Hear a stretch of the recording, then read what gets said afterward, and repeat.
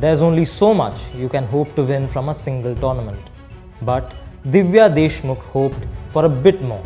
The 19-year-old from Nagpur not only booked a berth in the candidates tournament next year, but also became the first Indian to win the FIDE Women's World Cup. The added bonus, she went from international master to grandmaster with a famous win over Koneru Humpy in the All-Indian final in Georgia on July 29. With that, Divya became only the fourth Indian woman grandmaster, joining Humpy, Harika Dronavalli and Vaishali Ramesh Babu.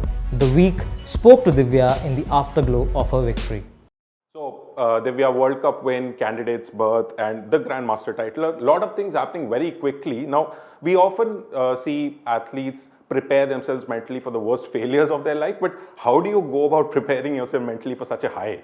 I think there's no preparing for it because it's not a bad thing that's happening to you. So I think for me personally, whenever I get a high, uh, I think I think my parents have always helped me to be grounded, and it's been quite helpful from their side.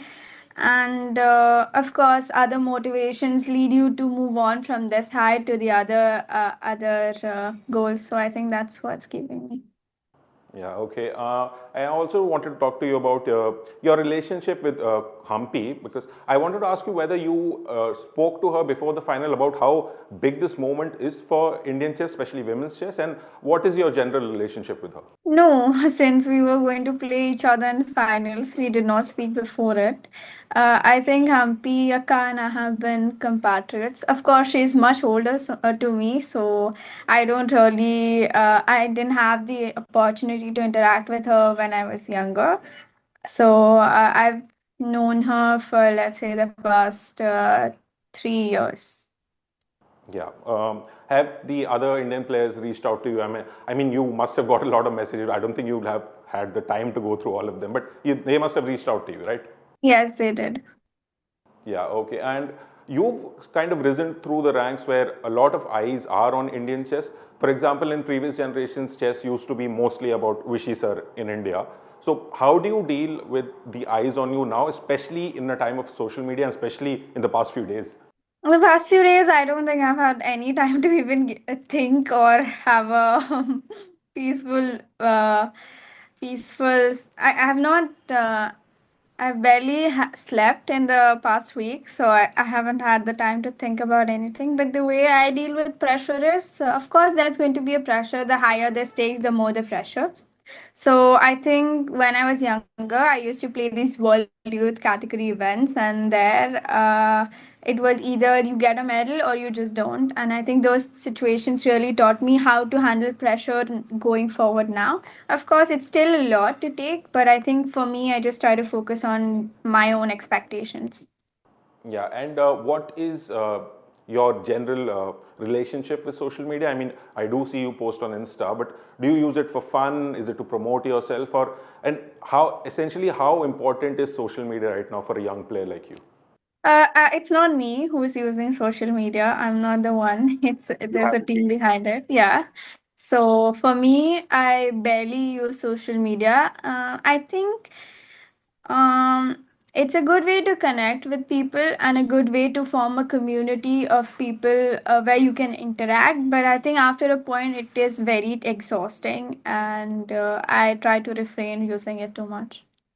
Yeah, and also in recent times, like I said earlier, there have been a lot of eyes on Indian chess, but the conversation has mostly been about the depth of the boys. You have Arjun, you have Prag, you have the others, and Gukesh, of course, world champion. But there is also depth on the women's side, including you, Hampi, Harika, Vaishali, everyone. So, do you think this is a crucial moment in terms of how the general public looks at women's chess in India? I'm very happy that along with our men's chess, our women's chess is also developing. Of course, I hope that this win inspires a lot more young girls to take up chess, and I want to see a lot more girls after my generation to also come up and reach this level. So I'm hoping that that does happen. Right now, it's a little bit unclear how it will go. But for now, I think due to Hampi Akka, Harika, Vaishali, and a few more players, I think we are definitely in one of the top countries in the world. Yeah, good to know. And you dedicated your GM title to your first coach, Rahul Joshi. Uh, how did you get into chess, and what kind of impact did he have on you? I my getting into chess story is a little bit funny because I was around 5, and my sister used to play badminton. She's 8 years older to me, and since I was very young, I was also very tiny. I am still, but so then I could not reach the net, or hold the racket, and there was a chess class just beneath the badminton class, and my mom wanted me to play a sport that is not physical so that I don't end up getting injured. So that is how I started chess. I initially hated it. It was very boring for me, like any other 5-year old, but my parents pushed me through it, and after a while, I think I just got the hang of it. Yeah, and Joshi sir? Joshi sir has been my first coach. So this chess class that I joined, that was of Joshi sir's, and he has been the guiding force for me, my parents. He has introduced me to the chess world, and I think he is the reason I started chess. So a lot of credits to him. Now, I was saying that I read somewhere that your mother had to sacrifice her practice to support you. What kind of role has your family as a whole played? Because not a lot of people outside the chess community know that the amount of travel, the amount of money, the amount of sacrifice is required. So, how have they been along with you on this journey?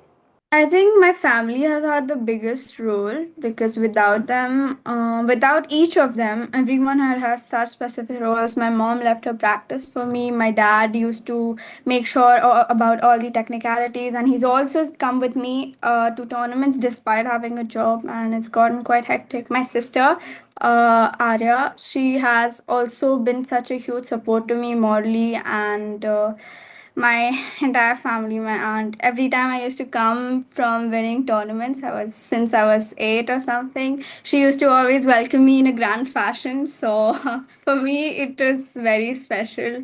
Also, all of them, I think family is a very huge support, and without them I wouldn't have gotten here.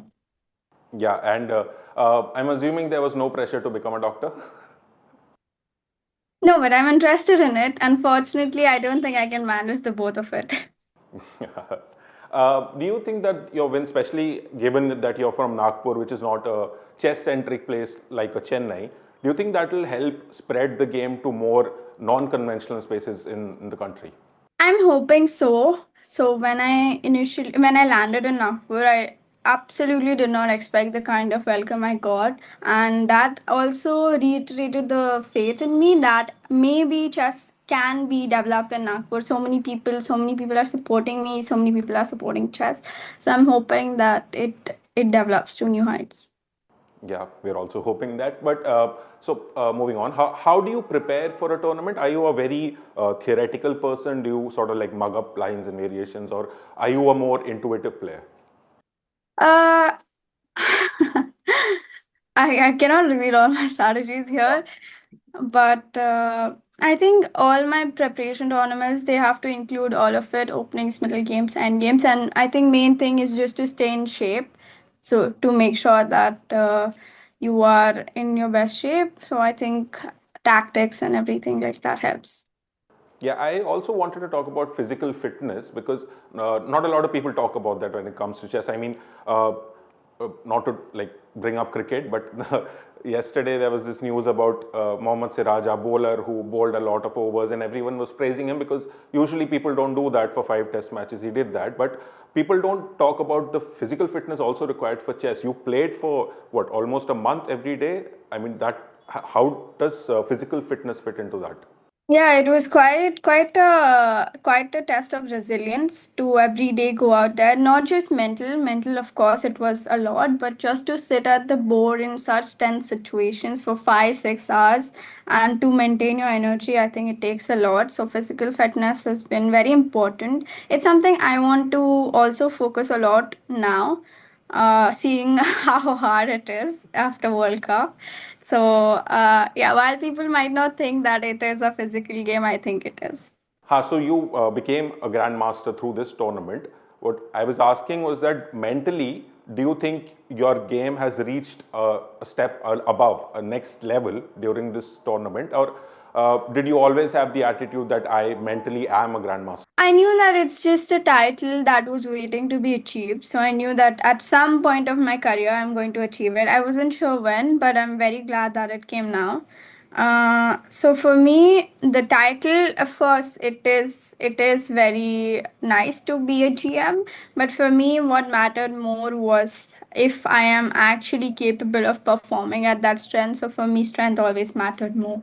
Yeah, and I think one of the coaches mentioned, sort of compared you with MS Dhoni in terms of staying calm on the board, but we've also seen you emotional off the board. So, is that calmness really there? I mean, internally a lot might be going on, but how do you sort of maintain a balance between this calmness and emotional?